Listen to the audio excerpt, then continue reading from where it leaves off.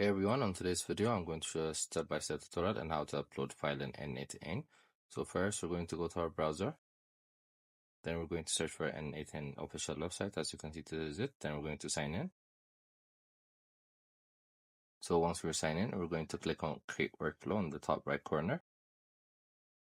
Then we're going to click on my workflow to edit the name we wanted to edit, to give it its official name. Then once we save it, we're going to click on the plus button on the top right corner. Then we're going to search for a webhook. So once we get in, we're going to copy the URL. So once it's copied, we go back and again click the plus button. Then again search for Google Drive, then upload file. So here we're going to select the credential in which we want that file to be uploaded in. So once we select our credentials and save it, as you can see, the two are connected, and we're going to click on the active button here. So now it's going to activate it for us. So we could execute the workflow.